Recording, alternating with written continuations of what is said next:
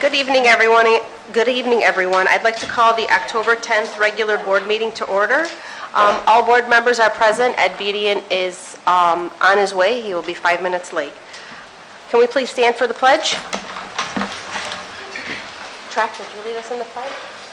Pledge allegiance to the flag of the United States of America and to the republic for which it stands, one nation, under God, indivisible, with liberty and justice for all. Thank you. Okay. At this time, I would like to ask for a motion to move into executive session of the board to consider a September 18th, 2020 appeal of a student suspension and to appoint Brendan Kelleher from the law firm of Lippis Mathias to act as the hearing officer for the appeal. I'll make the motion. May I have a second? Second. Trek? All in favor? Aye. All right, we will move into executive session until 6 p.m. Thank you.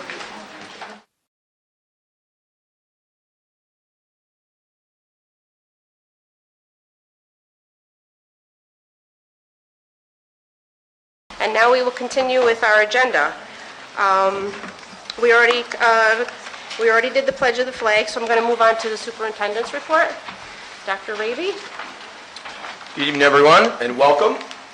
So I have 3 items to report to the board tonight. First of all, the opening of the current school year has been exciting, but yet challenging at the same time. This year's challenges were magnified by the multitude of issues caused by the breakdowns in communications and technology within our transportation department. It is first important to note that our bus drivers and bus aides are some of the best in Western New York, if not the state. Our bus drivers and aides are the first faces that our students see in the morning and the last they see before they go back to their families. Our bus drivers and aides know if our kiddos are having a great day or maybe a little off for the day. The drivers navigate through traffic and weather, transporting our most precious commodity safely from one destination to another, and do it all with a smile on their faces. We sincerely appreciate their service, especially in the face of the difficulties that they encountered this past year, this year. To recap, unfortunately, a newly installed transportation system coupled with the communication breakdowns caused some issues that made the first few weeks difficult for some of our families. As the interim superintendent, I am both apologetic and determined to continue to wrap my arms around these issues and do better in the future. We always want all of our families to feel confident that we are working in their best interest.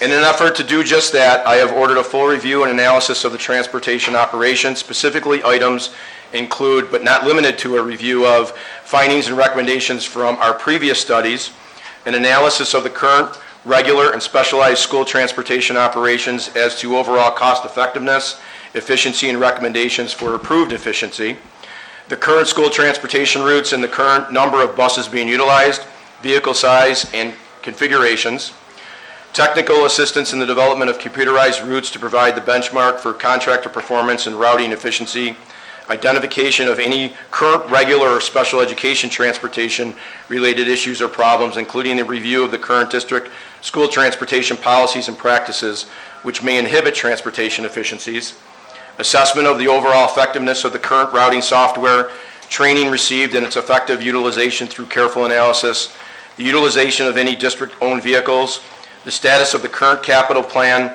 for the replacement of any district-owned vehicles, the current and future district requirements, including any anticipated district redistricting plans and resultant effect on transportation efficiencies and cost, assistance in the implementation of recommendations in our contract negotiations relative to increases, reductions in the number of vehicles required, if warranted, development of a computerized transportation routes for the start of the 24-25 school year, and as needed technical assistance through the start of the 24-25 school year. At the conclusion of the study, we will have the routes completed for the 24-25 school year well ahead of this past year's timeline. Our number one goal is to eliminate any future issues. The second item for tonight, as the board knows, tonight we will hear about several proposals, redistricting proposals, and the evolutions of each from our core redistricting team, which is made up of parents, support staff, teachers, building administrators, district leaders, and Board of Education members. At the conclusion of the presentation and subsequent discussion, it is important to note that there will be no vote taken on any plans. It is only an opportunity for the board to hear the variety of proposals and give further direction for information gathering and public input so that the Board of Education can make an informed decision at a later time. School and community members will be offered the opportunity to view a video presentation of the proposals, comment and respond to questions via a thought exchange tool, and participate in an upcoming community forum. More information on the thought exchange will be forthcoming. Just for a point of reference, there have been 4 redistricting plans implemented in the district since 2013. That is one every 2.5 years. So in West Seneca, the issue of redistricting has been a question of when rather than if. The answer to when has been far too often. Some moves have been made without looking far enough into the future. Other moves have been made only to be undone a few years later as populations change. In the last decade, 4 changes have been made, moving both students and central office locations, always for short-term benefit. Realistically, the district needs to consider a sustainable cure, not a temporary solution.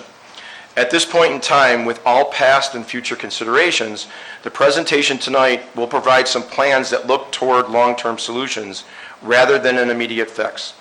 The catalysts for needed changes are as follows. West Middle is so overcrowded that many of our non-core academic teachers are relegated to meeting students in hallways and various spaces that are not classrooms. Some Northwood students are bused past Allendale in order to take advantage of needed services that exist only at Northwood. There is space needed for our service and mental health providers due to the district's recent commitment to such student needs. There is a commitment to smaller class sizes that contribute to the space constraints. There is unused room in our high schools as that population decreases. There are bubbles of large populations of certain grade levels in some of our elementary schools that cause overcrowding in certain classrooms. The bottom line is equity and unity for the common good. We believe the proposals from our redistricting committee meet the key tenets that set the foundation for the initial discussions and resulting proposals, which were derived from surveying our school community in November of 2022, which had 916 respondents. And they are as follows. Children should be assigned to a school closest to their home. Children in the same neighborhood should attend the same school. A dedicated classroom should be assigned to special area teachers. It is important to balance enrollment at schools so that we do not have overcrowding. Teachers should have dedicated workspace. Class sizes should be similar in each school. Again, tonight's presentation is just for the Board of Education to hear about the varying proposals and the evolutions that have gone through from our redistricting committee. At the conclusion of the presentation and subsequent discussion, it is important to note that there will be no vote taken on any plans. It is only an opportunity for the board to listen, discuss, and give further direction for information gathering and public input in order to make an informed decision at a later time. And finally, number 3, I would like to update the Board of Education on the status of our upcoming proposed capital project 2023. As the board is aware, I will present to you the full details of the proposed project at the October 24th work session so that the Board of Education will be able to consider the resolutions for the propositions to eventually be presented to the public on Tuesday, December 12th for their consideration. There are 3 main components of the capital project 2023. First one is items found within the building condition survey and those that may pose health and safety concerns, such as adding cameras and upgrading parking lots. The second is theater upgrades, and the third is the added sports complex and upgrading of playgrounds. The final resolutions are being prepped and will be ready for the Board of Education's consideration on October 24th. Thank you. Thank you. Okay, I'm going to skip the board president's report this evening just because we are behind on time and move report. We have Melanie Zimmer, I believe, from East Middle. Mr. Marchioli and Melanie, would you like to come up and give your student rep report? We're excited to have you here.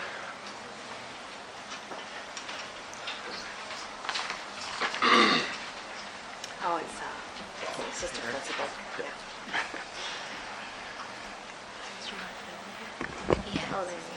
Hi, good evening. I'm Erin Farley, the assistant principal at East Middle School, and I'll be introducing our 8th grade student, Melanie Zimmer.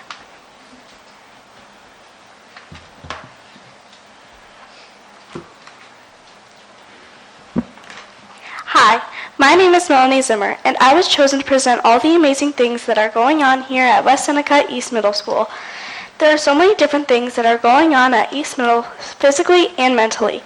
There have also been fun things going on every day. Every time I walk through those doors to enter East Middle, I feel safe and welcome. There are so many nice people here, and all the staff are funny and kind as well. Some of the physical changes that I have noticed are the amazing new fire alarms. The old fire alarms were way too loud, but now that we have the new ones, they now have a calmer tone to them. Another amazing new physical feature is the front entrance to our school. There is a huge uppercase E at the entrance that was built over summer break. On the first day of school, we were in shock at the new surprise our principal brought us. When we walked toward the school, it was so bright and noticeable that when you saw it, you would know that that was our school. Another fun feature about the E is that at night or in the evening, it glows. Over the summer, our principal decided to redo the gymnasium, so they started in May and ended in August. But now our gymnasium looks awesome and the floor is amazing to run and play on.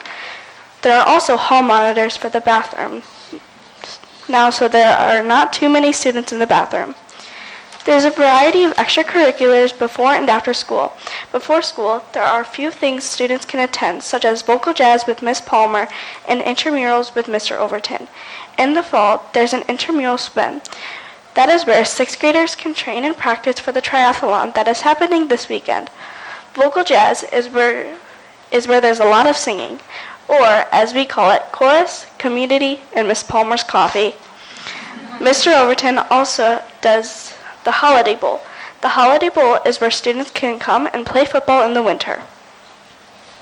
After school, there's a lot more activities and clubs to attend, such as Yorkers, Origami, News Group, Ski and Snowboard Club, Gardening Club, Spanish and French Club, Sports, Drama Club, Runners Club, Newspaper Club, Student Council, and the musical. So there's a ton of options to choose from. Mr. Margioli has brought us Springfest to our building, where all students, parents, and teachers can attend. At Springfest, there's face painting, games, food, candy, and so much more. We also have dances and themed weeks. The themed weeks are so much fun.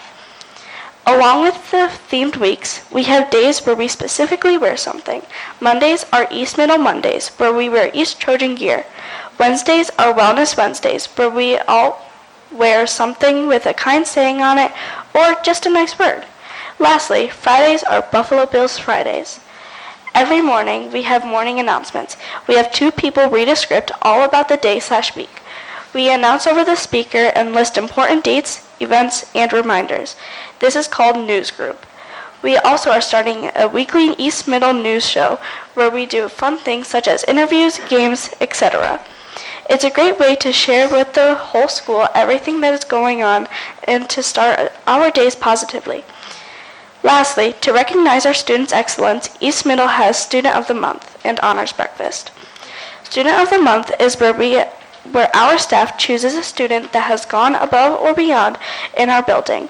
For example, there's Student of the Month for subjects like English, music, as well as our East Middle traits such as empathy and ambition.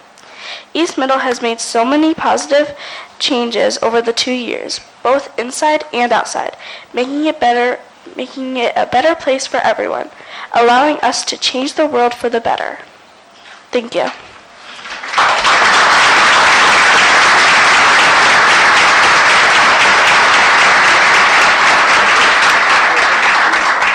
Thank you so much, Melanie and Mrs. Farley. Okay, at this time, we're going to move on to our presentation and recognitions. So, Dr. Raby, I'll hand it over to you again. It is my pleasure tonight, along with the West Seneca Board of Education, to recognize an individual who makes the safety of our students his first priority. School Resource Officer Michael Ryback has proven himself to be an invaluable asset to all 5 of our elementary buildings through his rapport with students, staff, and families. Fittingly, Officer Ryback was recently awarded the John F. Catalay Jr. SRO of the Year Award by the New York State Juvenile Officer and School Resource Officers Association. And so, West Seneca's finest was also recognized by New York State for his unwaveringly dedication to his job. Officer Rybeck says he loves his job, and this is what we in the district have observed on a daily basis for the last 10 years. He is a trained and certified SRO who has conducted educational school programs that focus on safety and abuse prevention. He is a relationship builder who is familiar with and sensitive to our students. Officer Rybeck is joined tonight by West Seneca Police Chief Ed Baker and Assistant Chief William J. Letzel, who was Mike's commanding officer and his nominator for the Catalina Award. We are thankful that Officer Rybeck is part of the West Seneca school community, where he instills safety and the comfort that comes with it, as well as a sense of camaraderie. Officer Rybeck says that relationships with children, families, and school personnel is the secret sauce of a successful team that works to keep children safe. We thank him for his part in that team. We are both proud and lucky to have him. I present Officer Michael Rybeck with this certificate of recognition. If the chief and the assistant chief will come up.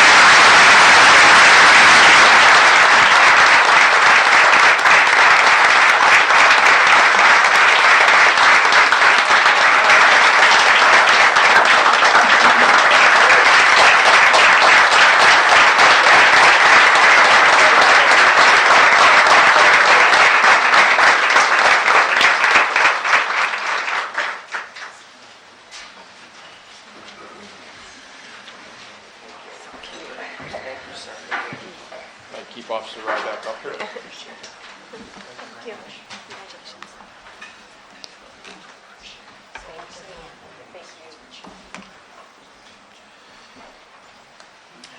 At this time, I ask that Jake Duffy and family come to the front of the room.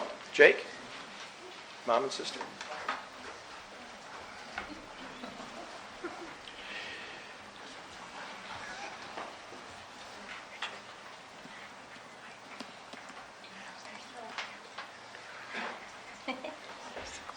So Jake, a fourth grader at Northwood Elementary, is here tonight with his mother, Jessica Friend, and sister, Olivia Duffy, who's a first grader at Northwood.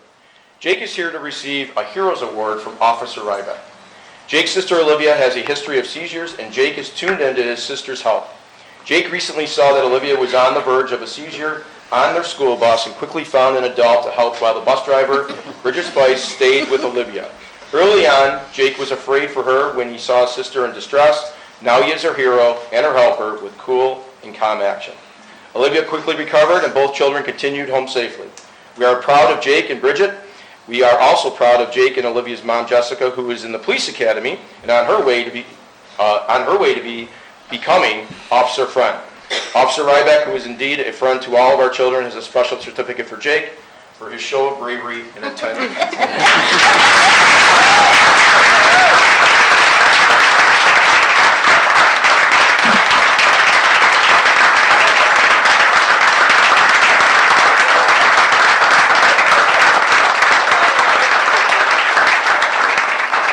And just before I present this to Jake, I just want to read this certificate of recognition. This acknowledges Jake Duffy for exemplary response and performance when faced with an immediate medical emergency concerning his sister's health. Jake stayed calm, exited his school bus, and sought immediate help from adults. He was able to quickly provide family members' contact information, helping school staff to expediently notify his family of the situation. Jake then returned to his sister's side, providing support and assistance during her time of need. Congratulations, Jake. I'm proud of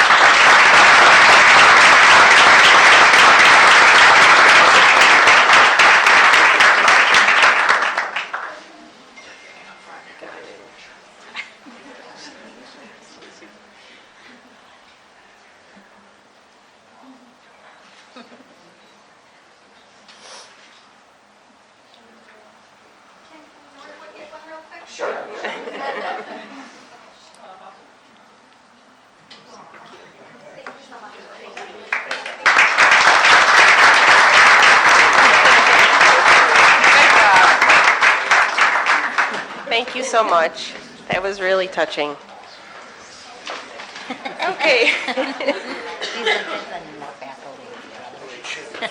Yeah, that was great. All right, moving on to a not-so-touching presentation. I'm sorry. Thank you so much. Congratulations.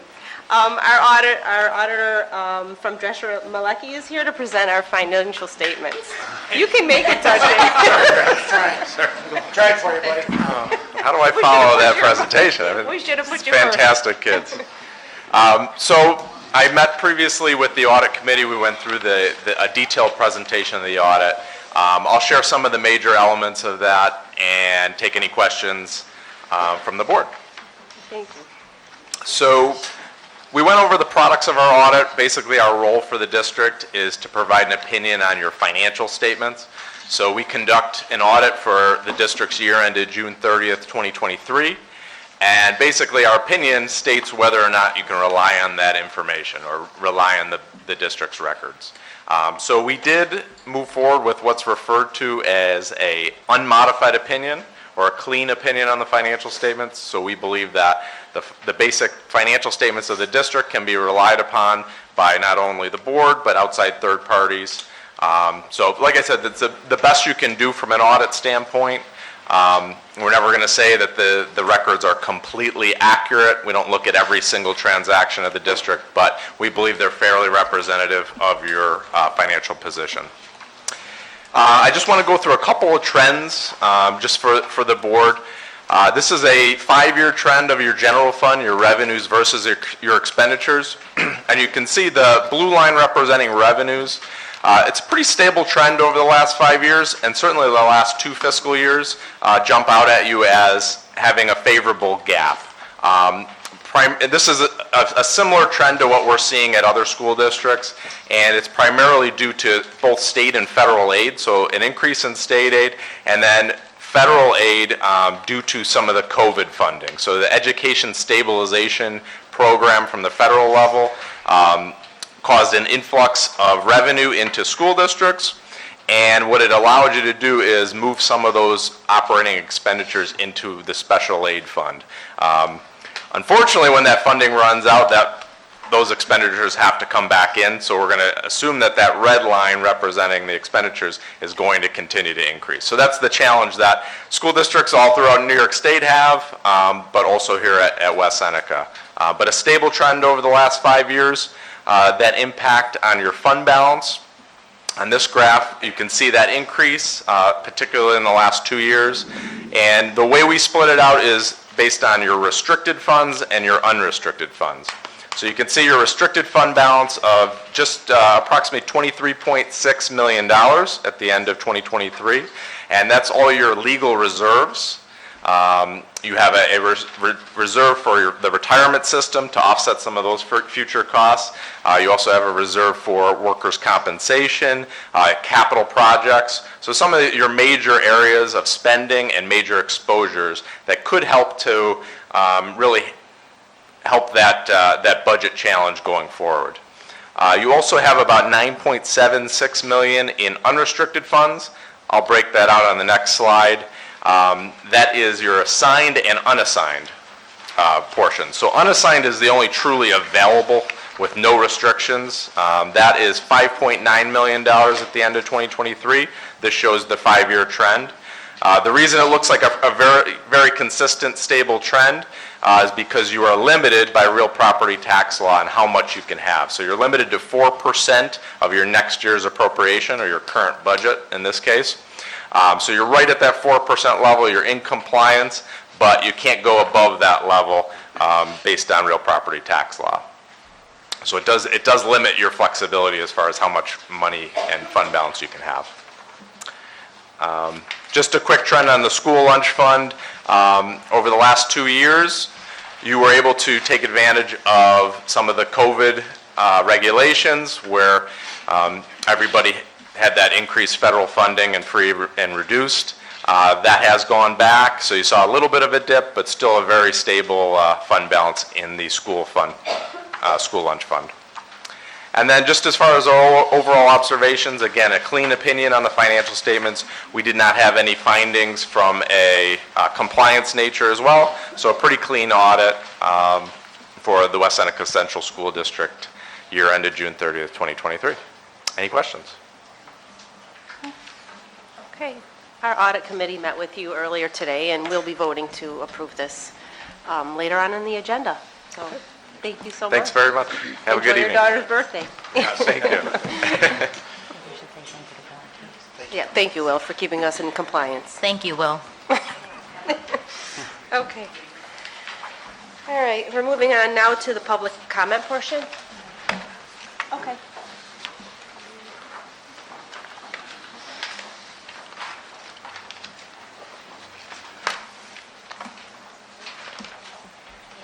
This is over 30.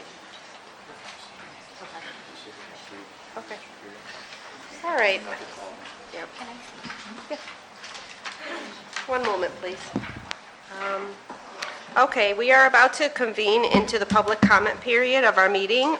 Although state law does not require us to hold a public comment period, we have chosen to do so because we believe it is crucial for us to hear from our community members about their concerns and issues. Having said that, please know the board is here to listen. The public comment period is not designed to be a discussion. Accordingly, please do not expect the board to respond to your concerns and questions tonight. This is because we take your concerns and questions seriously and want to have sufficient time to process and research ideas if need be. We will, however, respond to your questions and concerns by having a proper staff member get back to you. If you'd like to be contacted, please leave your information with the district clerk. The board will now entertain public comments for 30 minutes, with each speaker given 3 minutes. When called, please step up to the podium and state your name and address. Please be respectful in your comments and do not divulge any personal or confidential information such as specific names or specific situations. So I see we have a list of people signed up, so Molly, can I have that? Maybe the first person who signed up can step up. Sarah, I don't know how to pronounce your last name properly, so Kalenic from Roosevelt Avenue, if you'd like to step up. Thank you. So, 3 minutes, honey. Yes. Okay. Yeah. Okay.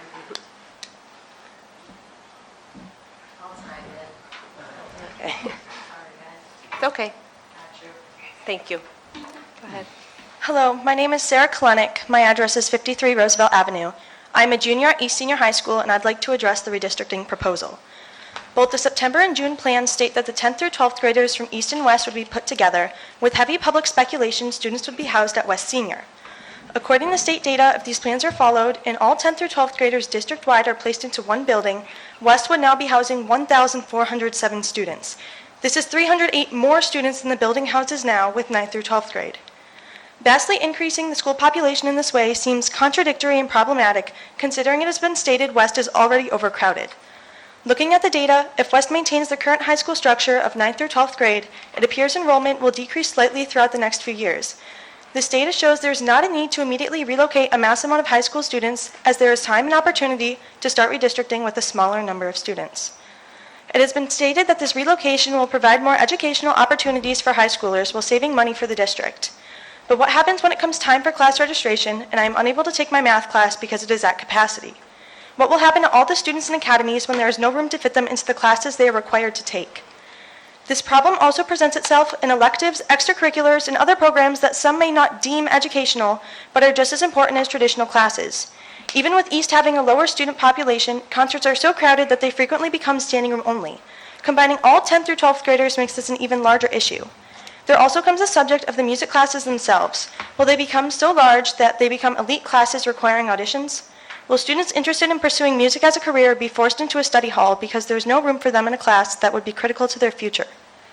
Athletics will suffer the same consequences as music classes. By combining teams, more students will be vying for the limited space one team provides, resulting in a substantial cut of athletes. Many students will be denied the opportunity to play sports and receive athletic scholarships just because of the sheer amount of people who are interested. I cannot stress the importance of sports, music, art, and any other seemingly non-academic activities in classes at school. These activities are outlets for so many students. Do not deny them opportunities simply because these plans may save money. On a personal note, I was one of the many students who had to leave East Elementary after kindergarten when it abruptly closed. Now I am faced with another potential relocation for my senior year, a year that is not only critical to preparing me for my educational future, but will also hold much sentimental value. This is not only inconvenient, but incredibly disappointing. I am aware I am one person, one of hundreds of high school students in this district, but I am not just a number in your data. The only number myself or any student should ever be considered is one, the first priority of teachers, staff, administration, and most importantly, this redistricting committee and the school board. Thank you. Thank you.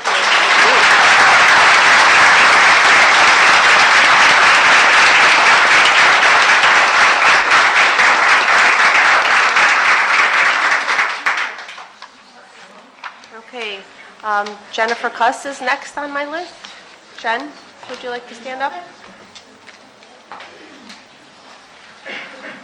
I don't have a good speech like her, but that's okay. My name is Jennifer Costa, and I live at 47 Manhasset Street. I'm up here today because I have been working with 8th grade West Middle students for their 8th grade DC trip. And I've been talking to the teacher that is running the trip, and we have found that the parents don't get to know about the school trips until September, September, which only gives the parents 3 months to come up with $700 that has to be due by to the Travelogues for the trip. And right now you have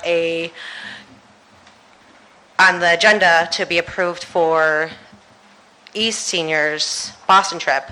But while their trips don't start until March or April, they have to have the money due before about 2 to 3 months before the trip actually comes into play. So I'm up here because I feel that we should have the trips approved by the board the previous year in May or June, so the teachers that are correlating with the trips can tell the parents prior, so the parents can afford to have the kids go to the trip, because $600 in 3 months, that's not financially equitable for parents at all during this time right now. So I'm hoping that you guys can consider choosing to vote and allow approval for trips that have a large balance for parents prior to the school year. Thank you. Thank you, Jen.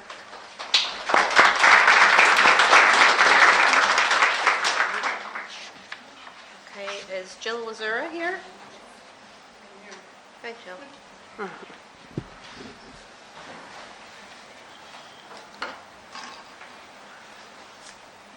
Hi, good evening.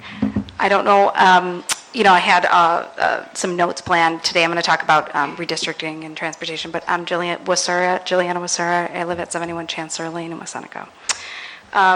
So one of the things that I just wanted to preface is that our kids have been through a lot of change with COVID. They've been in and out of school for years, so 2020 and 2021. I've talked to a lot of parents. We've talked about redistricting, we talked about transportation, and just in summary, some of the concerns about redistricting in general is disruption of social bonds. So moving students to different schools can disrupt established friendships, social networks, potentially leading to feelings of isolation or difficulty adjusting, especially high school students. So 9 through 12 should be based on maturity. I have a high school student. So based on maturity and social bonds and peers and other activities. So with the surrounding districts, typically we're seeing the age groups of 9 through 12. Academic disruption, so changing schools can lead to gaps in curriculum alignment, just like Sarah was saying, which is a great speech, talking about kids if they can't get in and out of classrooms because there's overcrowding. We have emotional impacts, so some students may experience emotional stress or anxiety when faced with the prospects of changing schools. One of the most biggest challenges I think we face today, are, the foundation bread and butter of the school is transportation. So right now we can't even get our kids to school on time. We've had to drive our kids and also a lot of our neighborhood kids to school because class starts at 8:05 and maybe they don't get there till 8:10. So it's been really difficult. They're running in and they feel really stressed out. So we don't even have that figured out. Now we're going to be changing districts. So if we're going to be moving further away, are we going to be looking at compensating a stipend for parents who actually have to drive their kids to school, like the Buffalo Public Schools have in effect? Extracurricular activities and sports, so moving schools may limit a student's access to specific extracurricular activities or clubs or sports that they were previously involved in. So now you have more people trying out for teams and you have less athletes. So academics, is important, but really the extracurricular activities and sports are really important to kids and their growth and development, and music, theater, all the things. Lack of stability, so frequent school moves can lead to a lack of stability in a student's educational experience. I also was a redistrict student when I was young, and it was very difficult for me to adjust to the different schools.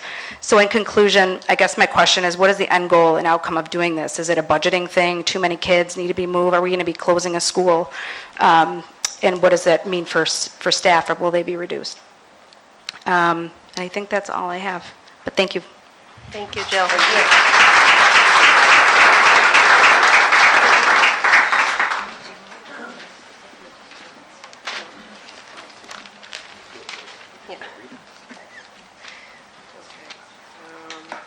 I'm sorry, I think we have Donald Benker.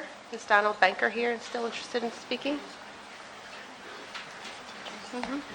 Mr. Benker. Hello, members of the board. I'm Donnie Banker, 336 Fawn Trail, teacher and parent of 2 kids at East Middle and 1 at East Senior. As a proud West Seneca teacher in my 23rd year at West Middle School, I've made every decision for the students in my class in their best interest. In respect to the redistricting on page 21, combining 10th through 12th students on both sides of town to West Senior, or whatever you decide on that, and combining the sports and the arts, I asked the board a couple of things. If this merger is not saving taxpayers money, how are we justifying less opportunities for the arts and athletics? If this is saving money, is it worth marginalizing the already marginalized students who need the arts and who need the athletics, especially when mental health is at its worst? Loss of opportunities. One valedictorian instead of 1 on both sides of town. 1 lead in the play instead of 1 on both sides of town. Dozens of kids being cut from baseball, basketball, football, ice hockey, soccer, lacrosse, softball, volleyball. All these opportunities in sports and the arts increase empowerment, personal responsibility, self-control, improving life skills such as goal setting, time management, and leadership. If our vision statement is nurturing our full potential, I question it. Again, how are we justifying less opportunities for our students? Thank you, Mr. Benker. Thank you.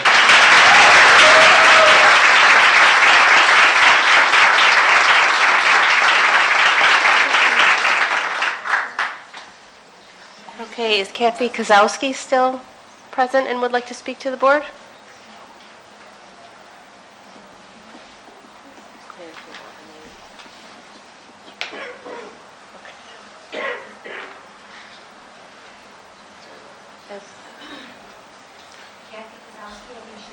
Oh, she left? Okay.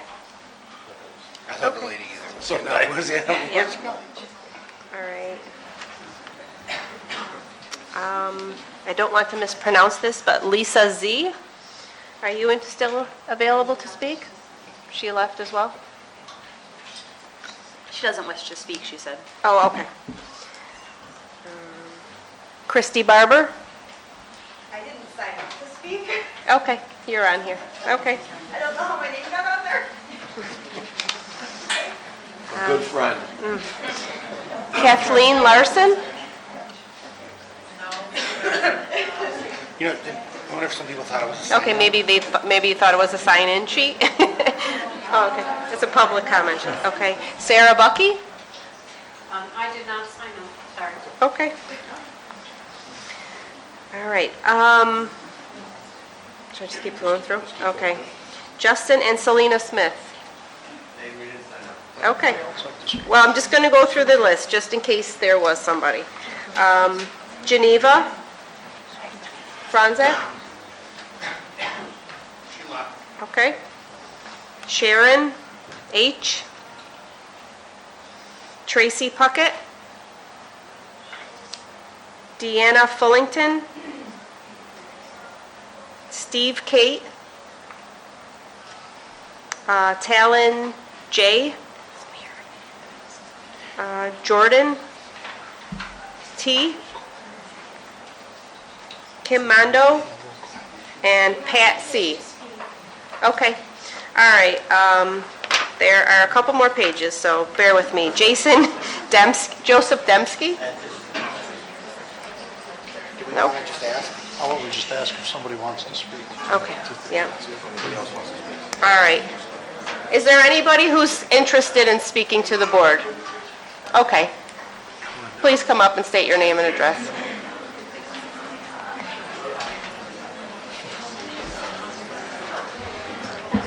I did sign up. Sean Mackwitz, 7 Samantha Court. Thank you. Good evening. We all know students benefit from athletic and musical opportunities. How are you still going to provide as many opportunities as you do with the current building format to the new building format in the redistricting plan? Combining schools will likely cut most extracurricular activities probably in half. So please look into that. As a parent of 3 elementary students at West Elementary, how are you going to provide adequate busing in the district when redistricting the whole district? Our children are still getting picked up 30 minutes later than listed on our parent portal, and it's been clearly over a month. By providing first student busing, we are allowing young children to get on a bus with a driver who is not a West Seneca school district employee and is unknown who the person even driving our children is. Specifically, our bus is obviously a first student bus.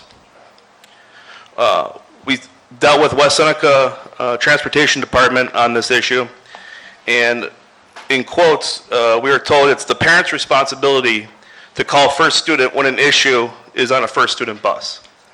So if you could overall look at the busing issue, I'd really appreciate it. Thank you. Thank you.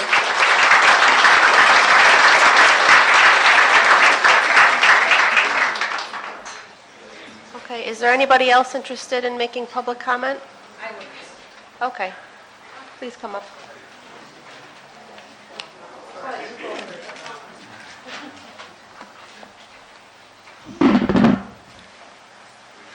My name is Kristen Zagru, and I am currently a sophomore at East Senior. Under this plan of redistricting the schools, parent input and feedback has been provided, but not students. As a student who currently goes to one of the high schools in question, I feel that our opinion should matter as well. My opinion may not be the same as all, but majority of the student body at both schools will agree with me when I say that the schools should not combine. In 1947, there was a school named West Seneca Senior High School, which was renamed West Seneca West Senior in 1969, the same year West Seneca East Senior was opened due to overcrowding in the schools.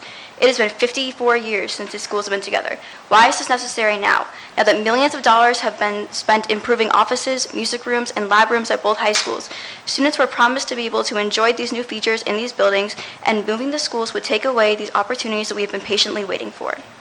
At East Senior, the music department offers trips to students to participate in music classes. In this past school year, around 80 students went, accompanied by chaperones, to Disney World in Orlando, Florida. With this opportunity that students look forward to be able to, will still be available to increase students, with the increased students in the music department or the need for more chaperones, these trips are something that brings students and their friends closer together, making new memories that stay with them for a long time. Would this get taken away? Parts in certain activities and the after-school clubs are already very competitive standard to get. Combining schools will make this worse. For example, I participate in the musical put on by the drama department. It is already very hard to get a main role against my peers, and I fear that joining it will become impossible with other students. And as your plan states, my grade will go to West Senior. I would be unfamiliar with those teachers, and the students that already go to West will have an advantage. Relationship with teachers is another reason. Although I'm only a sophomore, I've developed relationships with my teachers where I feel comfortable with them and look forward to having their classes. By moving to different schools, you'd be uprooting students from their favorite teachers to a new school with no familiar faces, no adults they can rely on, regardless of how much they advertise it. I hope that you'll listen to the opinions and concerns of myself, other students, and parents before making a decision that will greatly impact the happiness of students in West Seneca Central School District. Thank you.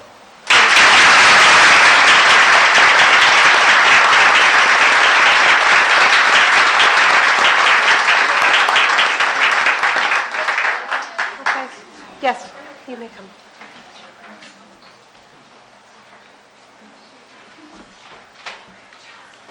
Good evening, guys. I'm Nicole DiMartino. I live at 16 Mayberry Drive East. I live in Cheektowaga, but we are a West Seneca School District. My son is a sophomore at West Seneca East senior, and my daughter is in 7th grade at West Seneca East Middle. I'm an alumni of 99 of West Seneca East, and you become passionate about the school that you came from. West and East were always rivals. I know for one that if West and East were to combine high school-wise, there's going to be lots of fighting. And I think it would be hard on the students because that's West territory. And you got East kids who already have a rival with West coming into that school. I worked at Bryland Hospital in a psychiatric hospital, and I've seen what change does to kids, what it does on their emotional and mental health. I think that leaving a school that they are used to, like she said earlier about the connection you make with these teachers, these kids have already been through enough. They've been through isolation with COVID. They've been through listening to all these mass shootings that have happened around, and now you're going to uproot them from the school that they have played sports for, that they are passionate about, and you're going to bring them into a whole different environment. And these kids have already been through enough. My son, he plays football, and I know that West Seneca West, don't tell my son I said this, but does better than East at football for varsity. But you got 45 kids on the varsity team. You have 45 kids on the West varsity team. You have those East kids come to West, and now that's 90 kids on a football team. 45 of those kids are going to get cut. And who do you think they're going to cut the most of? The kids that have shown, from a winning team? I just think that it's just going to cause a lot of, mental health problems with these students and with the parents as well. I think that these kids have already been through enough. And that's all. Thank you. Thank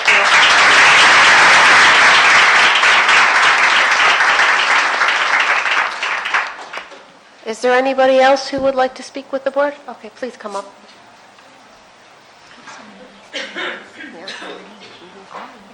Hi, everybody. My name is Lauren Rupel. I did have my name, but I thought that was a long list. So I'm at 80 Weatherstone, and I don't have a speech. I really am just here as an alumni as well. I purchased the house I grew up in this year, and I made a conscious decision to buy that house knowing my children would stay within West Seneca East, and we didn't look at larger districts for this exact reason. My kids are in 5th grade and 7th grade, and I never wanted them to be a number. And that was my experience growing up, is at East, and friends I had at West, we knew our teachers, right? We knew everybody. We weren't just a number. I was heavily involved in the music department, and as everybody has already said, combining the schools, although it may offer more grant money, it may give us the opportunity to, I know there's more state funding depending on, your size of your school. That's not the bottom line here. It really does come down to what our opportunities our kids have. Just a few things I wanted to mention is and we haven't seen the presentation, but I really would love to see the remainder of the data that was kind of done. If only 900 people out of thousands in our district responded, I don't see how that is an accurate depiction of our opinions. Now, granted, it is up to us as parents to give our opinions, but I think there needs to be more than one survey. Students, they did not get a say. My kids were like, wait, what do you mean I might have to go to another school? I think there's another way to do it. Yes, our numbers are large. West Seneca used to be rated the #1 place to raise a family. That's shown in our numbers, right? However, I think the 8 to 9, the 10 to 12, everything we see in that just doesn't make sense. I think that if we needed to do it, there's a better way to start small. We've seen so many Band-Aids already put on opening and closing of schools. Kids from West were transported to Northwood for kindergarten and vice versa, so there is an issue. But we need to start by not bandaging, right? Maybe start by doing K through 3 in one school, doing 4 through 6, 7, 8, 9 through 12. There are other districts around us that do this, that are larger districts. We might need to move some lines. I know West is overcrowded. Maybe there needs to be a line drawn where some of those kids go to East. I know not everybody wants to move, but instead of moving thousands of students, what we should do is start small. That's really all I have. Just please remember our kids are not a number, and we are all proud to be in West Seneca. We made this decision for a reason.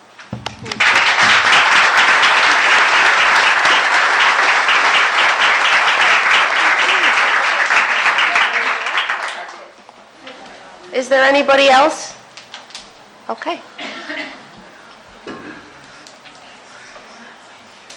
Hi, my name is Thomas Kibler, and I live at 240 Dwyer Street. Today I want to talk about how in the school, so I go to West Senior, I am a senior at West Senior. In the school there's not many options for many, how do I rephrase this, for college course classes.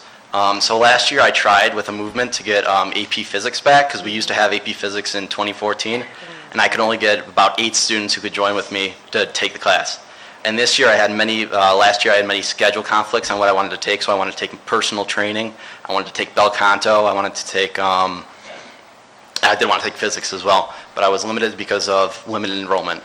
And then as well as in sports teams, for example, 2 years ago when I was on the tennis team, there was practically 5 of us between East and West. It was really kind of a little pathetic, I thought. We need to figure out a way to boost numbers in many sports teams. I know many transportation problems last year, and for the bowling team, we had to drive to every location because we weren't able to get a bus for all the students to go to bowling. And then for West, we have to combine the West and East teams for tennis. So we all have to go to East Senior to practice tennis when last year I recruited about 15 students to the tennis team. So 15 of us all had to go to East Senior from West Senior to go practice tennis and to play our matches. So I just think we need to do a better job on recruiting more people to extracurricular activities, and then as well as for more advanced classes and more options. Thank you, I yield. Thank you, Thomas.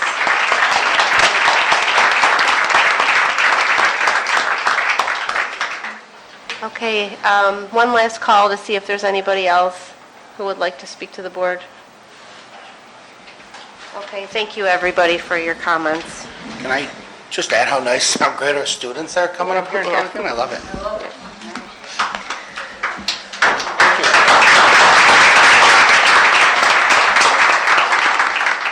Okay, we're going to move on to the voting portion of our meeting, please. So we are at the consent agenda right now.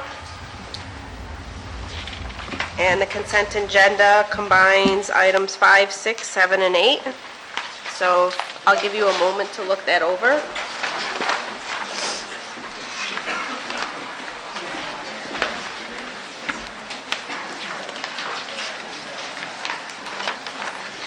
And whenever you're ready, I just need to ask for a motion and a second.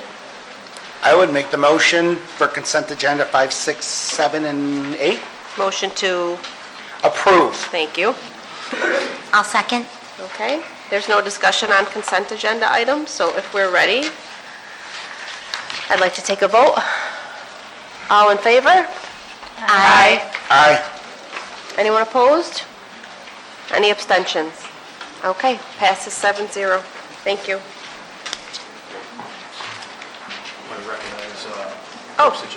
Yes, sure, I would love to. At Dr. this point in Cervoni? time, Dr. Cervoni, if you can recognize some of our newly tenured staff. Thank you. Thank you, Mrs. Gates. Board just recently approved the appointments, first, the appointment of some new employees. So if you were just appointed as a new employee here in the West Seneca Schools, would you please stand? Okay.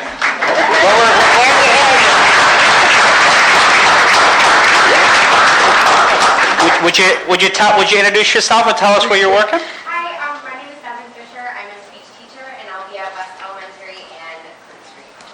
Nice. Congratulations. Also, another major milestone in education is the awarding of tenure, and we have a few tenure approvals tonight. So if you just received tenure by way of board vote, could you please stand? Congratulations.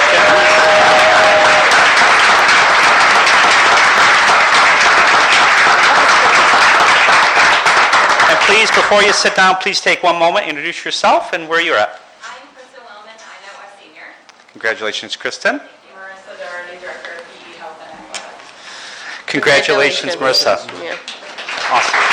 Thank you so much, Mr. President. Thanks for reminding me. I would have forgotten. Okay, we're moving on to agenda item 9 and 10. Hopefully, we can combine those. The creation of certified position and classified position. So I'll give you a moment and then wait for a motion to approve.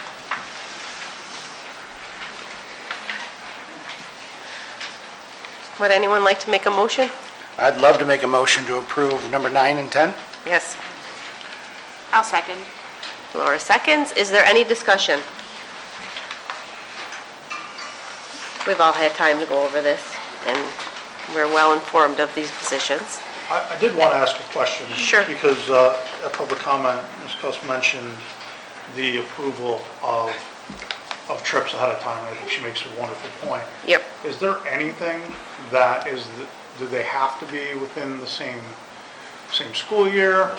So those things could come to the board as early as the advisor is ready to propose them, correct? Yes. Yeah, Okay. we approve when it gets submitted within the month. Just want to... Yeah, sometimes especially like if they're going overseas, if they're going to Europe, that's a lot of planning, right? Right. So sometimes those are approved 2 years ahead of time. Right. So it certainly is possible. Yeah, that would be up to Just like we did approve some on our first agenda, after we were elected, we did. Yeah, that'd be up to like the advisor, right? To submit it sooner? They have to submit it. Okay. Okay. So, any other discussion? on Just 9? want to clarify, though, we are doing 9 and 10, right? Right, which Okay. do not include field trips, but it's fine to have that discussion. I read ahead, too. Thank you. I got to have to... Yeah, I'm sorry. All right, seeing no more discussion, we're ready to vote. All in favor? Aye. Anyone opposed? Any abstentions? Passes 7-0. Thank you. Okay, moving on to new business.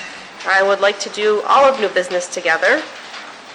So 11A through 11O, which includes our professional learning plan, several contracts, and proposals and field trips. That's, I'll make a motion to approve A through O Thank you, Molly. of new business. I'll second to approve A through O. That is the whole thing, correct? That is Okay. all of the 11. I'll make a motion to approve A through O. Okay, is there any discussion? No? Love seeing the field trips. Those things are Those great. are great. Ed, I know you usually like to acknowledge donations. There's Yes. a donation on there. Thank you for pointing that out. I actually am probably pretty ignorant of this. Is it Fortunato? Is that how I say it? I think so. So Fortunato property is a donation. Love seeing people donating to the schools, and that is $500 for East Senior High School football team, which is awesome. Thank you. I'd like to point out that we are extending our interim superintendent's contract till June, and we're so thankful to you for that. And we are also appointing Western New York Educational Service Council to be our superintendent search consultant under this pending approval. So, Excellent. yep. Good things to come. Thank you for All helping right. out. Yep, absolutely. Any other discussion? Nope. All in favor? Aye. Anyone opposed? Abstentions? Passes 7-0. Thank you. Okay, we are going to move on to 13 and just briefly talk about our Board of Education goals. We went over this at our retreat, and Dr. Raby helped us tremendously with really thinking about our goals, and Team effort. it was. Thank you for being the leader. So I hope you've had an opportunity to look these over, and if you're all in agreement, we actually have the opportunity to vote on them under 14. So I'll allow for discussion, or I'll ask for discussion under 13. Does anyone have any discussion on the goals and their new modifications? The only thing I would like to say is that, moving forward, all of our decisions should be based on these goals and the things that we are doing here. Every vote that we make, every decision that we make should be tied back to moving forward toward these goals. So if it's Agreed. not in here, If it's not meeting one of these goals, we shouldn't be doing it. And I'll piggyback on that. When he says we, the entire district. Yep. Anybody else have any comments on them, or? Very happy with him. Okay, great. Alrighty then, I will move on to 14, new business, and we will have the opportunity to vote on these new goals. So, may I have a motion to accept 14A? I will make that motion. Vince makes the motion. May I have a second? I'll second. Laura beat you. Oh, good. Laura got the second. Is there Good job, any Laura. discussion? Any more discussion? Nope. Very happy. Yep, I thank you. appreciate all the time you guys put in, Yes. even the one day I wasn't here. You were there, Versa. You were there. All right. Okay, great. All in favor? Aye. No opposed, no abstentions, passes 7-0. Great. So, and the last item on the agenda, the redistricting presentation. So would some of the committee members like to come up and, 3 committee members with us tonight? yep, 3 committee members? While they're on their way up, do we have an issue with busing for bowling this year, do we know? Can we look into that? Can you ask Melissa Yeah. later? I'm not aware of it. I just wanted to make a note to the board that I will reserve time, we will reserve time at the end of the presentation for our questions, the board questions, and I would like to allow them to finish the entire presentation before we interject with questions. Great. So, okay, yeah, you're welcome. So good evening, everyone. We are here as committee members of the Redistricting Committee. We'll do introductions. I'm Jackie Fowler. I'm the Assistant Superintendent of Exceptional Education. I'm Sarah Ruth. I'm a parent of a student at East Middle School and a graduate of West Senior last year. I was representing the special education population. I'm part of the newly formed West Seneca Special Ed PTA. Will Theo, District Business Official. So good evening, everyone. We also have members of our Redistricting Committee in the audience tonight. We appreciate their attendance in support of this. We also want to just, reiterate to everyone that we are members of the committee. We are here to present a summary of the work that has been done as we have worked through this process as a committee. Will, Sarah, and I will take you through that through our presentation tonight. And again, this is a summary of our work.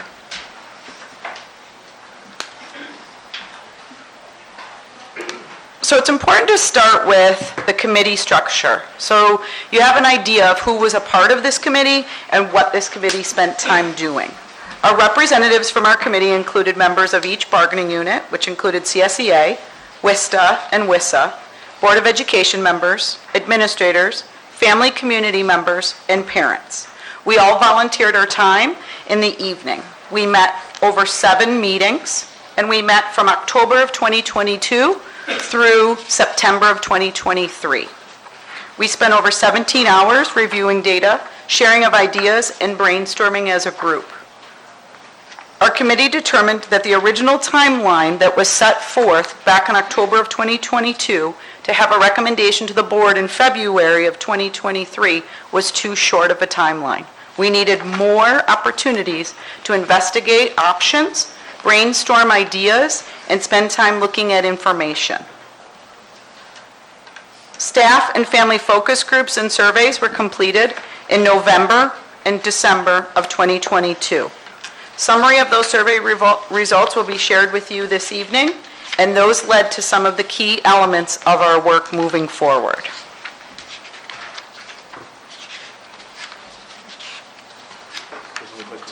No. I'm going to pause here for a minute. Some of the things that I just wanted to share with you was some of our reasons and our purpose, the why in which we did this work. First, we started off considering a variety of different options that included balanced student enrollment aligned with available physical space. We looked at similar class size range within each school, equitable educational programs, reasonable proximity to school, and proportionate spaces for learning and playing. We also had committee considerations that looked at socioeconomic diversity, ethnic and racial diversity, Title I status and other historically underserved students, transportation costs, and future development.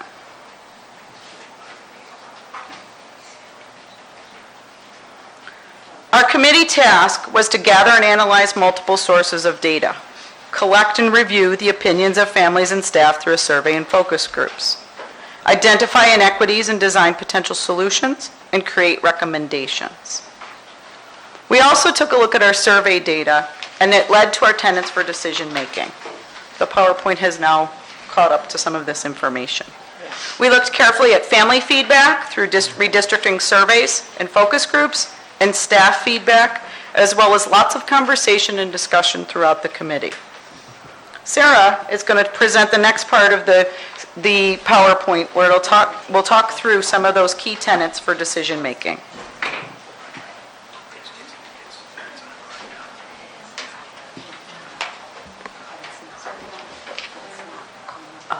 Yes, please. Thank you. Can everybody hear me okay? I'm not great with a microphone.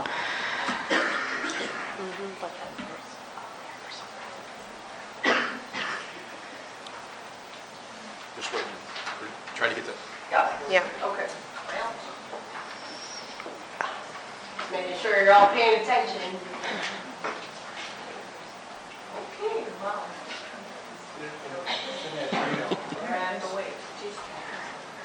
Jakey, I have the updated version. We have the updated. You do? We Okay. do, and it's on the board agenda, I believe. Board docs. Right. As well, okay. Okay, so the first thing that we looked at was the family feedback that we received from the surveys that were completed for us. 71% of respondents agreed that the most important thing is that children should be assigned to the school closest to their home when enrollment does not exceed the capacity of their school. Similarly, the other important thing is that when assigning school boundary lines, neighborhood configurations should be considered so that children in the same neighborhood attend the same school. We asked how important is it to have a dedicated classroom for special area teachers, music, art, things of that. 61% agreed that this was very important. For parents of elementary age students K to 5, at times it is necessary to balance enrollment at school so that we do not have overcrowding and so that we're able to offer equitable services to students. How important was it for your child to remain on either the east side or the west side of the district when transitioning from elementary to middle school? 67% agreed that it is very important. The tenets for decision making was a direct result of the feedback from our families.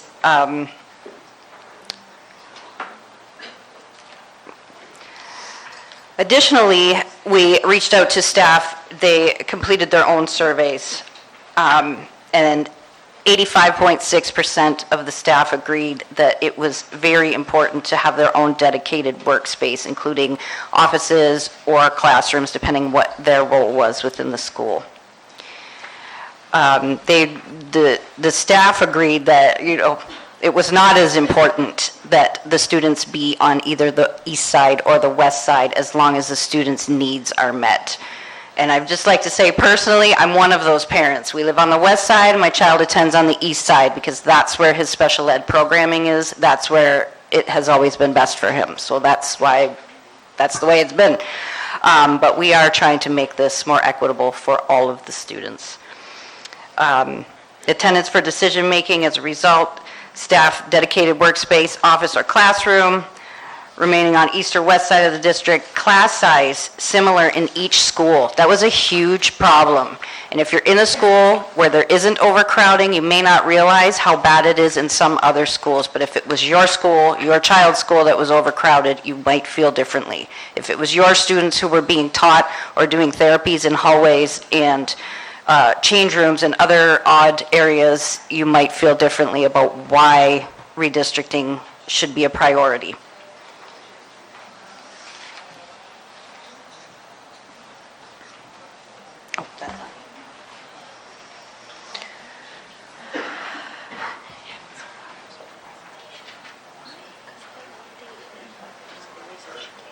Ready? Yep. So we started with a focus on the elementary. Excuse me, long day. The committee reviewed a number of map options. We actually sat around tables, divvied up the district into neighborhoods, and had people give suggestions as to what they thought a possible reconfiguration would look like. We looked at all the current attendance zones for elementary. We tried to honor neighborhoods, and we tried to address how many classrooms were actually in the buildings versus how many students were in the buildings. And what we found when we started was we had identified difficulties at Clinton and Allendale, where we have a lot of staff that doesn't have their own space to work in. Northwood is full.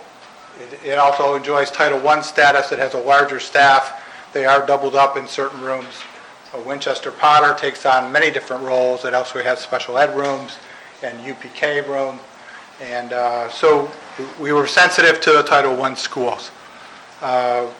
Increases in staffing, the continued expansion of rooms allocated for special ed and related services. This has been a huge emphasis since the end of the pandemic. Kids came back to school. They were short initial reading skills, comprehension skills. They were short on adapting to the behaviors of being back in school, and we've rapidly built staff to try to address those problems. That has affected us on both a budgetary resource side and a space allocation side.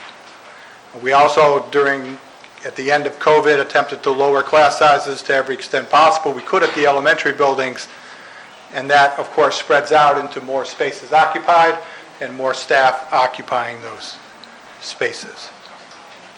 So as we began to move children around the district, the question arose is, do moving students actually create classroom availability? If you move, say, 100 kids out of a certain building over 6 grade levels, that's less than 20 a grade level. Does it really enable you to reduce sections and therefore create classrooms for other teachers to move into? So that's what we were looking at. This is the map we started with. This is the current map. You will notice one of the problems right off the bat is the lower left-hand corner. There's 2 sections to Allendale. The upper left section to Allendale, in the pink color, is really Winchester Potter. The actual Winchester Potter building is located in that section. So we have kids attending Allendale driving past Winchester Potter.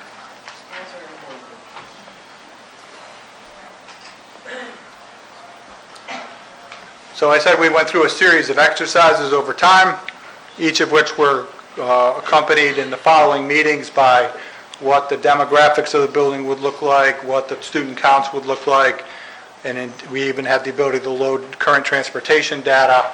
And I'm going to pause right now and thank John Dalbo, who spent countless hours working on a software that we share to help create maps, scenarios, and try to fulfill what the committee was asking us to do. So thank you, John. Can you go back, Jack, to the map? So I think what you can see is that the committee was trying to repatriate, if you will, the Winchester Potter population actually into Winchester Potter. So you see the left side of the map changes, and it's pretty consistent throughout all the maps. You would also see Clinton has shrunk slightly because that's one of the buildings that's under intense enrollment pressure. And Allendale shrinks naturally because of the movement of the students out to Winchester Potter. We're still faced with the same question. Go ahead, Jack.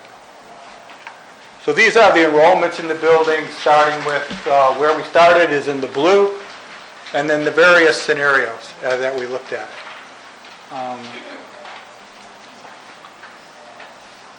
The scenario C1 that we settled on and presented to the committee was just a lightening, I would say, of the impact on the Title I buildings based on map C.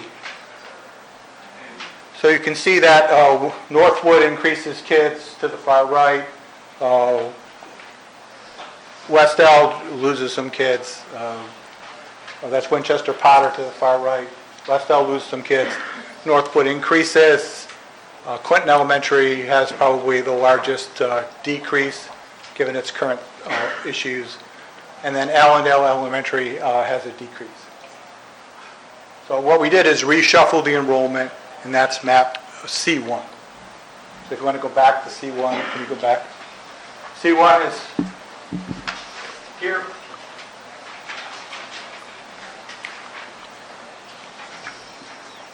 So after doing the maps and trying to not take away the working spaces that the teachers at our Title I buildings have to create space for teachers at other buildings, primarily Allendale and Clinton, C1 was a result. We took a look at the amount of classrooms currently in use and what an ideal class size might lead us to. So a lot of data on this chart. There you go. Thank you. Basically what this is the current enrollment at these buildings at each grade level, and assuming a class size of 20 just for argument purposes. So you can see that that totals for the district 132 and a half sections of elementary teaching. We're actually running 131, so very close to that. And you can see that the buildings that are not able to achieve that 20 are Allendale, Quinton, and West Elementary. Go all the way to the bottom and look at map C, which was a little bit more of a radical shift than map C1, and you can see that we're dedicating more classrooms to students in Northwood and Winchester Potter, creating some classroom availability in Allendale, Quinton, and West L, but certainly not enough to accommodate the teachers that are currently not working in dedicated spaces. These are special area teachers, music and art in these buildings. These are speech teachers, AIS teachers, OTPT. A lot of these teachers work in whatever space they can find in the buildings, and moving these people with map C still does not generate enough classroom space to put these in. Also, remember, we're now taking 2.5 or 3 classrooms in Northwood, pushing people out who are these special area teachers and moving students in. And these are some of our most vulnerable students, as their Title I designation would indicate. Go ahead, Jack. So the C1 map, the summary, moving students impacts class size more than creating additional classroom space. So if one of our tenets was to give teachers dedicated classroom space, we are not able to achieve that goal. We could increase class sizes, but not to any extent that would accommodate our current higher levels of staffing. Special education needs continue to expand and are by necessity only centralized in this building, West Elementary. District offices have now moved twice in 2 years. The latest move being from here to Ebenezer to create space, which has now been fully absorbed by special education. The only thing that we thought we could do is we could achieve a more friendly homeschool model, again, addressing the Winchester Potter population and keeping most of the neighborhoods intact.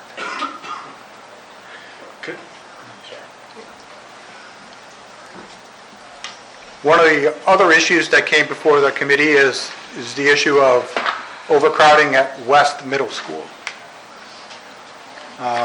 It was actually suggested that we change the signs and make West Middle School East Middle School and East Middle School West Middle School, because the populations would fit the classroom structure better.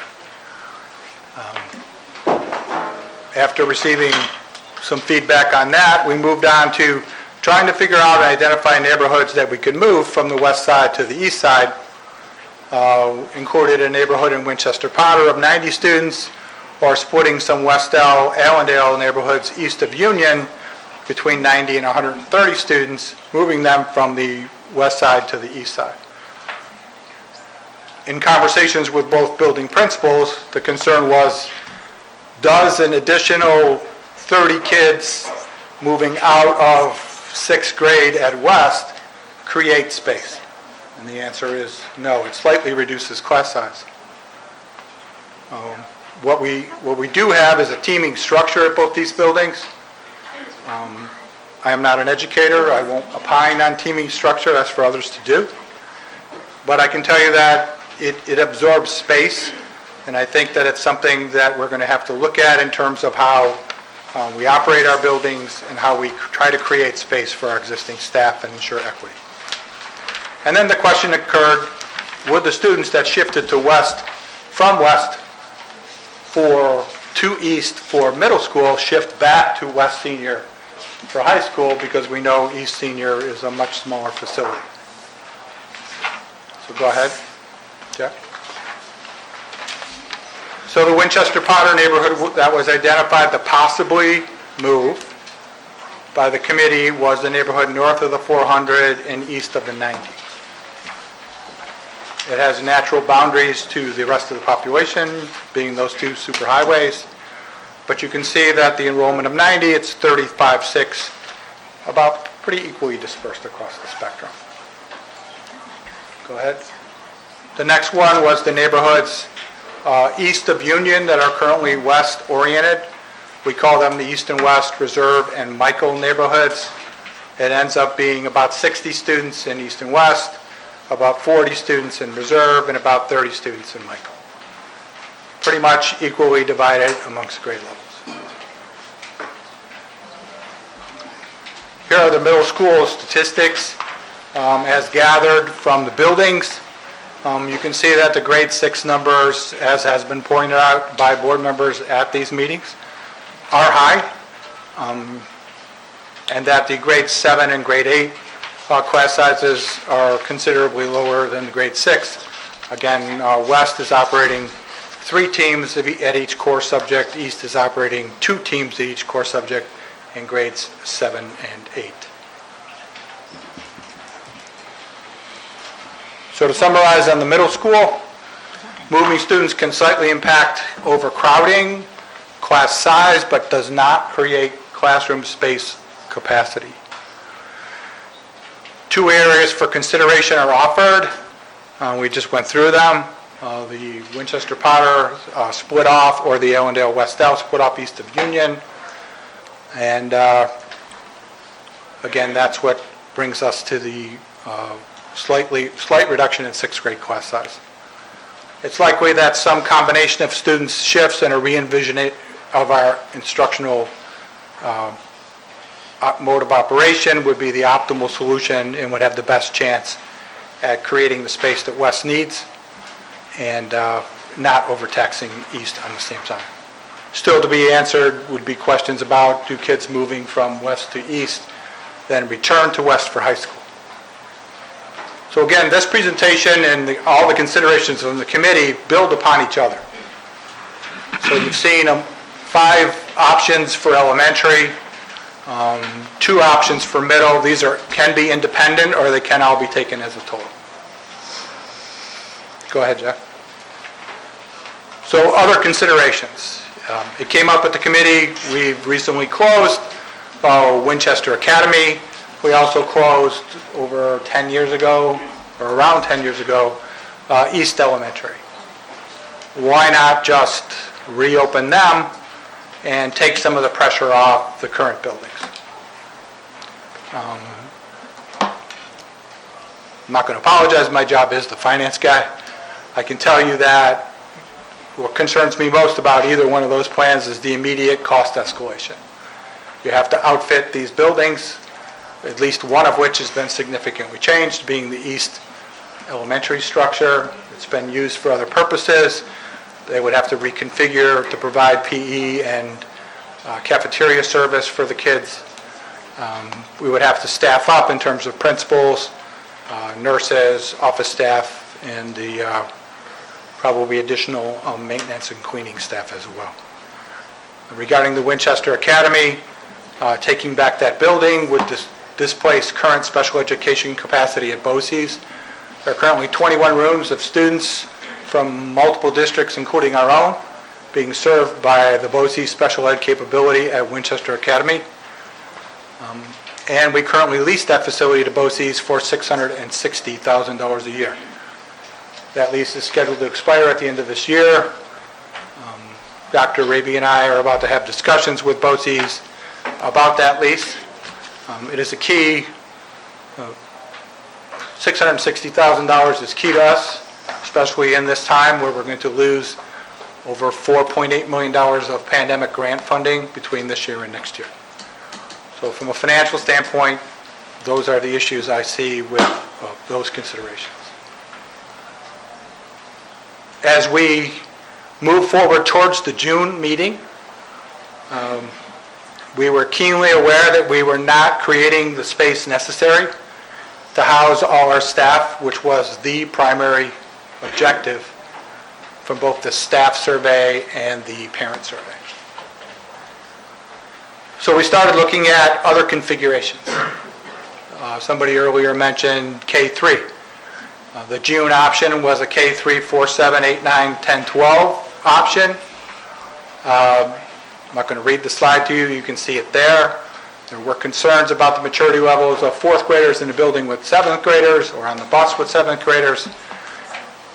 And we were not generating the classroom savings that we thought we would generate, because the ideal situation would have been a realignment of the West Del special ed population. Remember, the special ed population is here only because the need arose and the space was here.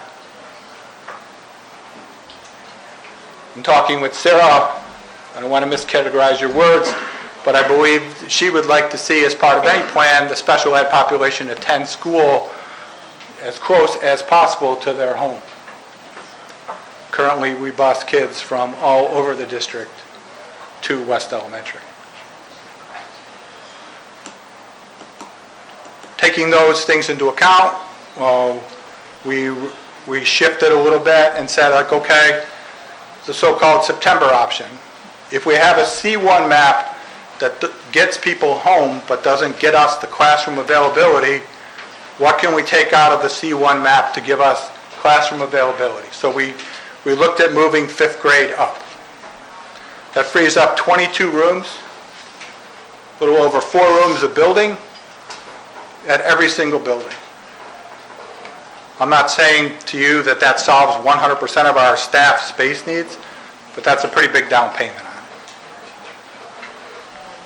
We would realign the current middle schools into grades 5 through 7 and build in the enrollment shifts as talked about at the middle school level, either 1 or 2 options. We would create an upper middle, an 8-9 concept utilizing West Seneca East. We would unite athletics, music, and curricular offerings. That's approximately 900 students or less based on enrollment and enrollment trends in coming classes. And when we create a single high school, grades 10 through 12. At 450 kids a grade level, that's 1,350 kids. 200 plus kids attend BOCES CTE programs, 100 a.m. and 100 p.m. So those, at least 100 kids would not be in any building, in the building at any time.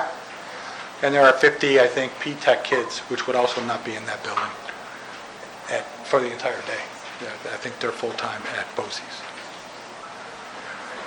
Concerns, space at the higher grade levels, and what would be our implementation timeline given the fact that this is a fairly extensive shift. You want to jump in? So we took all of those considerations, as well as our tenets for decision making, and we aligned them so we could see a progression. So we started most of this work with the idea of shifting attendance zones only. And you can see the tenets are below, highlighted in green, yellow, or red, and taking a look at does it meet what we had set out to do. So shifting of attendance zones only would get students closest to home, would allow students from the same neighborhood to attend the school together, keeps kids from the east side to the west side, but it does not meet the dedicated special area classrooms, a dedicated workspace for our providers, and it cannot account for fluctuations in class size. So then we looked at the progression of shifting of attendance zones and a middle school swap. And when we say a middle school swap, we say East Middle School is on the larger campus and it feeds to the smaller high school. And the reverse is true. West Middle School is the larger school in terms of enrollment, the smaller school in terms of enrollment and feeds to the larger high school. It meets two of the tenets for our decision making, closest to home and same neighborhood for our students. But the east side, west side is in yellow because the question was, would students then have to move from one middle school to the opposite high school, just based on the premise that the schools are different in terms of their physical space. It also would not necessarily meet the needs of the dedicated special area classrooms, dedicated workspace, and class size. So we talked about a realignment option, the June option, which was a K-3, 4-7, 8-9, and 10 through 12 bands. As you can see in green, it hits 5 of those tenets, and east side, west side remains, and it's in yellow because it really eliminates an east side, west side when we look at 8, 9, and 10 through 12. Similarly, the September option includes a little bit of attendance zone shifts, possibly with the C1 map, and reconfiguration of grade bands. And again, 5 of the tenants are in green, and 1 also in yellow, the east side, west side, because of the same reason. An 8, 9, and a 10 through 12 building would create 1 school for all West Seneca students. Again, these options were just a progression. There can be pieces of each option. There can be considerations with all ideas. These are just examples of things that we worked through as a committee. Also just want to review. I know Sarah reviewed this, but it's important to note that these were the things that were critical in our decision making. Assigned to the closest to the home, same neighborhood, dedicated classroom, and east or west side based on our family feedback. Staff feedback. Own dedicated workspace on either east or west side was not as important as long as students' needs are met, and that class size is similar in each school.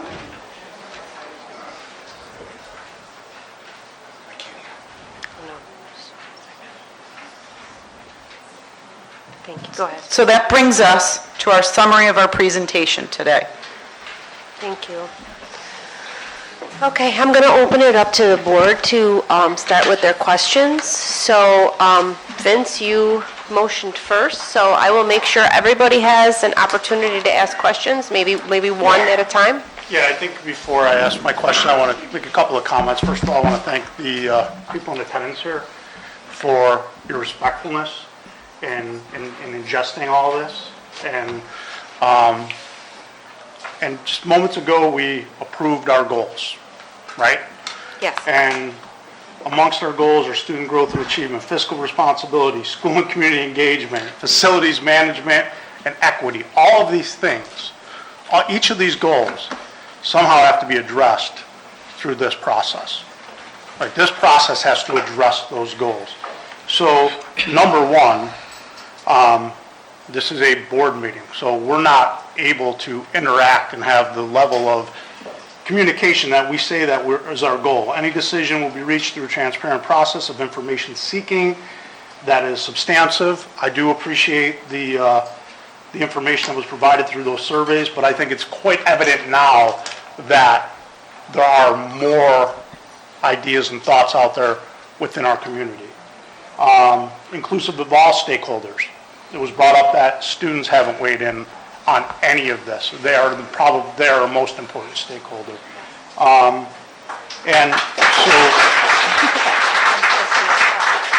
so here's what I would like.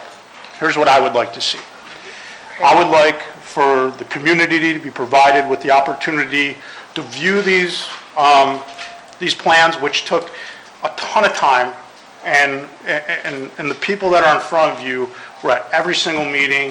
John Delbo, the amount of work that they did, and there's others that aren't up here, But that work needs to be honored through a better process than just this presentation. I think it warrants a face-to-face conversation where communication can be two ways, that there can be discussions around the pros and cons of each of the proposals for redistricting and reconfiguration.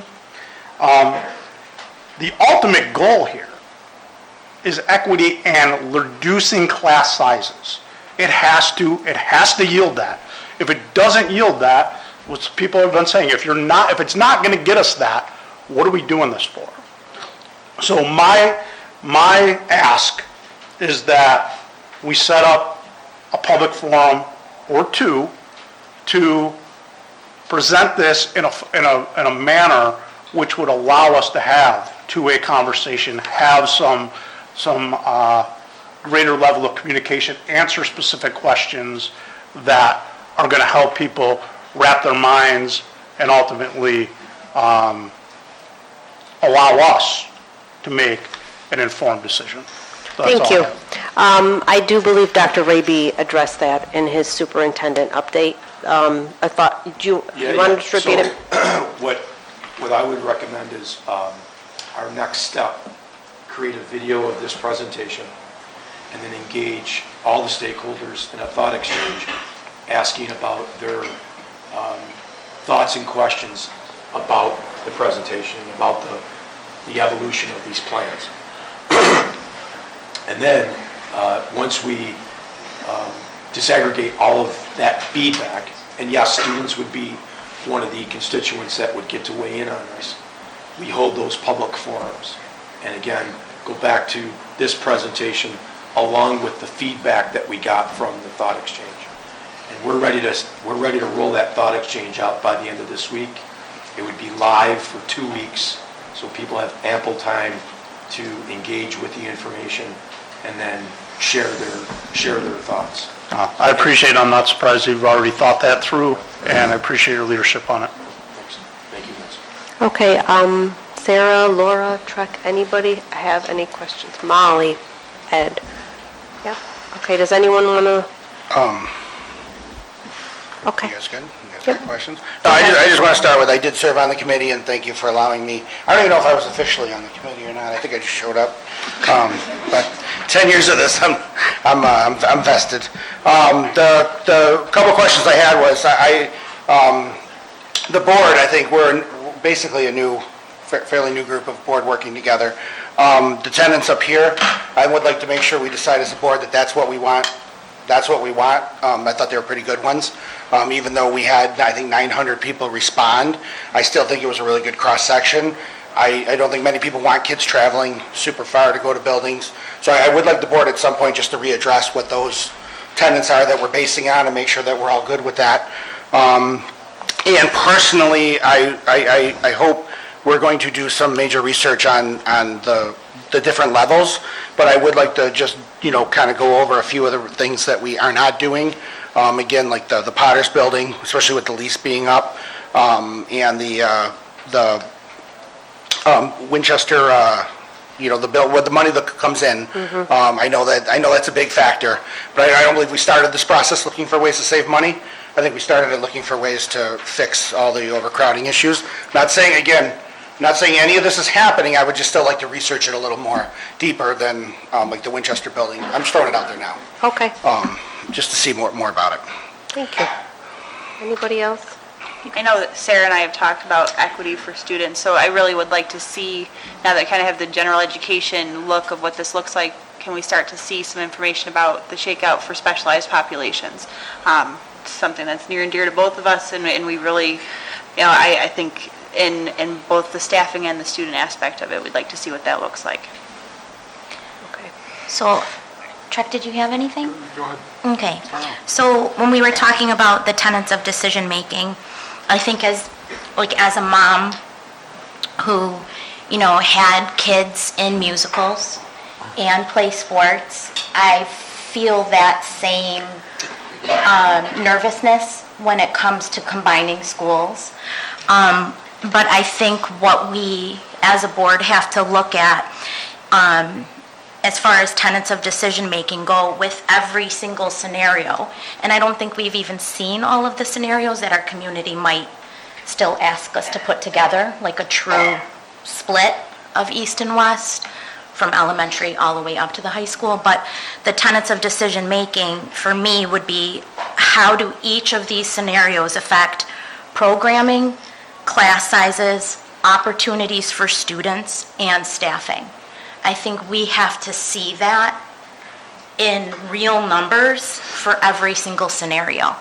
And I think that if we don't see that, it's not digestible to the public. And we have to be able to have people understand exactly what each of these scenarios will do. And for me, when I'm thinking of that, and I know I've spoken to, several of you, that those are important as well when we're thinking about the possibility of redistricting. Sure, the weight of the benefit versus the cost of. Yeah. Right. I could just speak as being someone in that room. We didn't deep dive into anything yet because we right now could decide as a board not to do anything. And I have served on a committee 10 years ago that spent 18 months on stuff, and then the board decided to go a different direction. So I think now is kind of almost like show what we have, and then we got to decide what we want them to deep dive into. And that's kind of what I was looking forward to get this meeting going, so we can all form, whether it's committees, focus groups, athletics, music, core groups, get them all together, figure out who's on those committees and deep dive into this and see what works, what doesn't work. It's kind of like, but right now we could all decide just to walk away and do nothing. So I don't know that I want that. I want to research all the options, and I look forward to doing it. I don't think we would have had the presentation if we were going that route. Is there anybody else who has a question? Sarah? I just wanted to say, I think, hearing from the community today, I know we've amongst ourselves discussed, we have many of the same concerns that were brought up by community members. But I did have a specific question regarding the Title I schools. We are looking to keep those pretty much intact moving forward, or is there the potential that a Title I school now, with the redistricting, would not be a Title I school in the future? Right now, the analysis of the demographics indicates there would be no change in status. Good question. How is Title I determined? Is it per building? Free and reduced lunch Yeah, but like within, okay, at the building. at the building, okay. So, okay. Okay. I agree with Molly and many of our board members' statements, actually all of them. I would like to see, the proposals, the pros and cons, which I know you've indicated through those tenets, but like how they affect programming, staffing, busing, class sizes, opportunities. I do think we need to have maybe a presentation or some discussion with our athletic director and our music director on how they could, how they would create opportunities for children, via the K through 3 model and the K through 4 model. So I would like to see that moving forward as a board member. Timeline and implementation schedule is also something that concerns me greatly. We haven't had the easiest opening of schools, and I've had a record number of calls this year, and I just want every, T to be crossed and every I to be dotted, because, our kids are, and on this board, we have 14 kids in the district, so everything affects us, and we care for these students. Our schools are the most important asset in this community. Yep. Right? So what happens in our schools impacts the entire community. Yeah. So you're absolutely right, President Gates, and you need to get this right. Yeah. We need to get this right.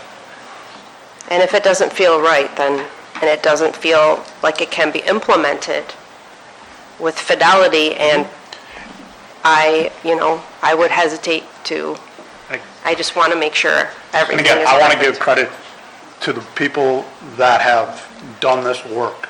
This is a Thank you. yeoman's lift of getting Thank you all very of this much. together and really going through and delineating how each plan, where it would, the impact. I just feel like we need to then present that and have some more give and take and conversation so that people understand, well, then how is that going to impact sports? How is that going to impact transportation? Where's the cost savings? Things that we're not able to get into to those more granular details.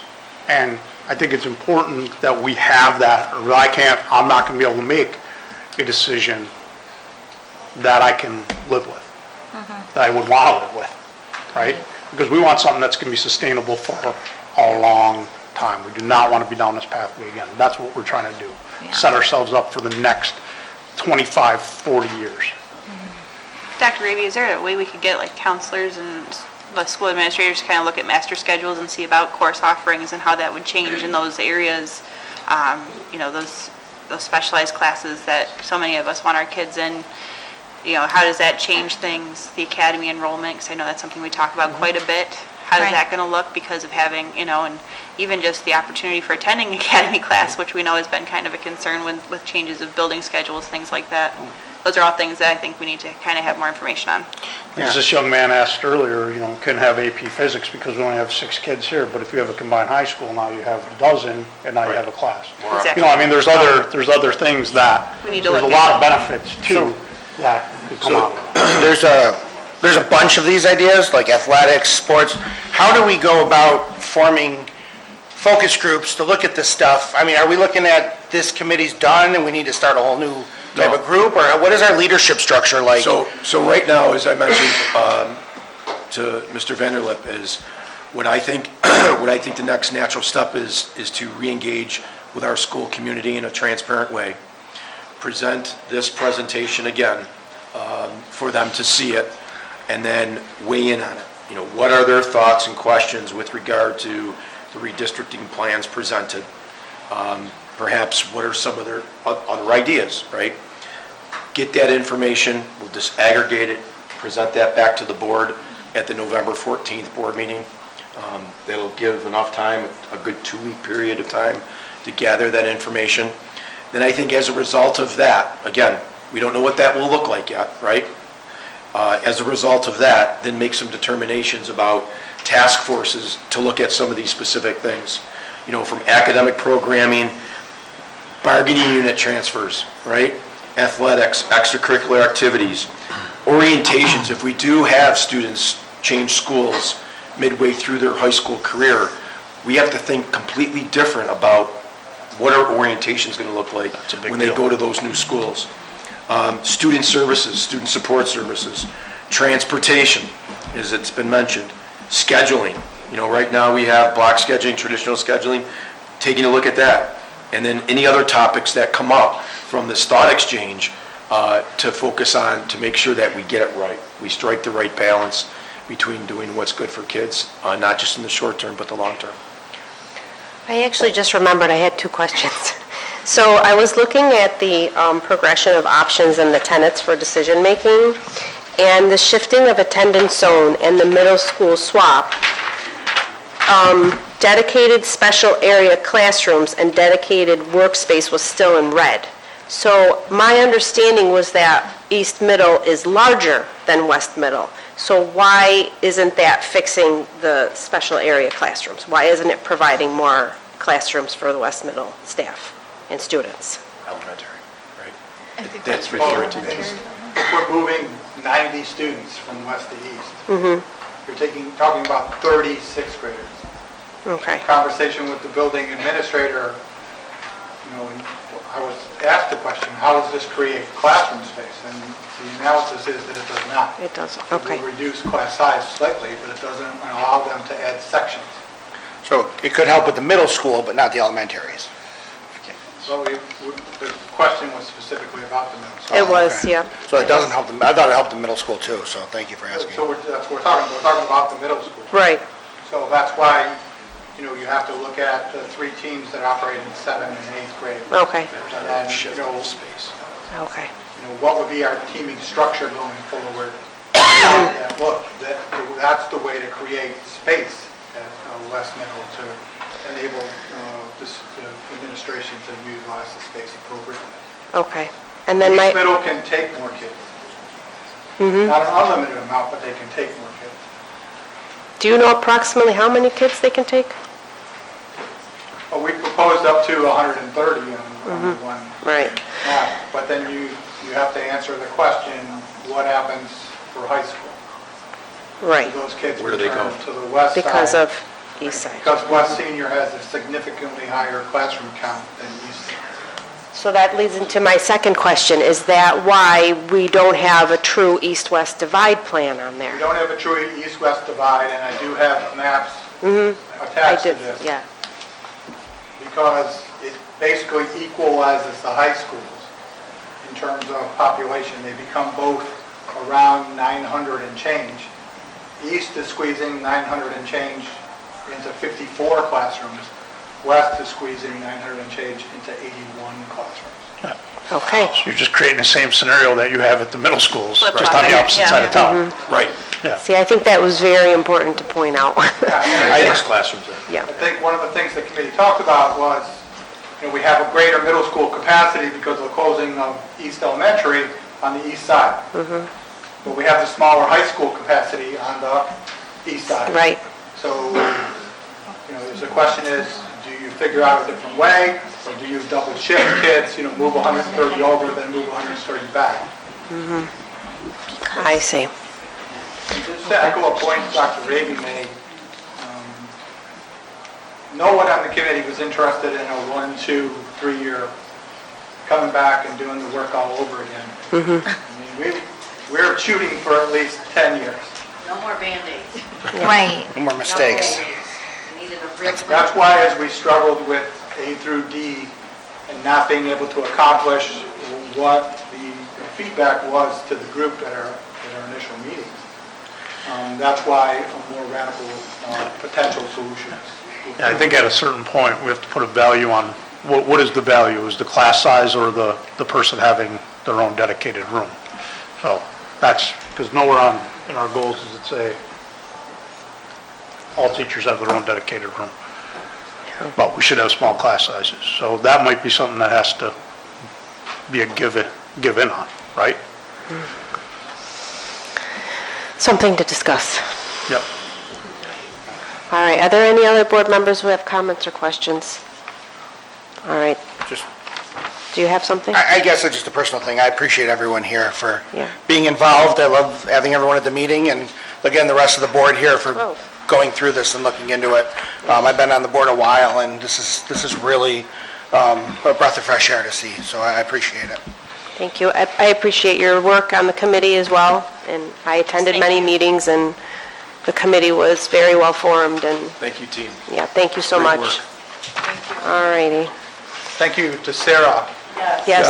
for stepping up as a parent. Thank you, Sarah. She always does.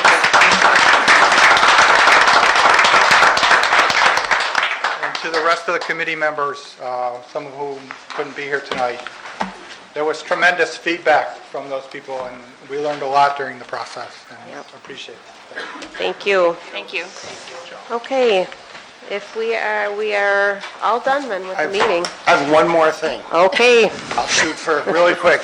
Is there a possible way to have, instead of having, if someone wants to email the board, typically if I get the email, I'll share it with the superintendent, I'll share it with the rest of the board. Can we have a dedicated just Board of Education email address to make it simple? We do. For the public to email us? Are we allowed to share that, or? Yes, we do have one. It's BOEquestions@wscschools.com. Is that active again? Okay. Yes. If you don't mind, I would love to be able to, if someone's asking. Your cell number's out there. It's also on our website. It's also on our board. Okay, I thought we turned it off. Yeah. So- No, we did. Okay. Quickly, while everyone's Okay, thank you. address the transportation issues. Oh, here it is.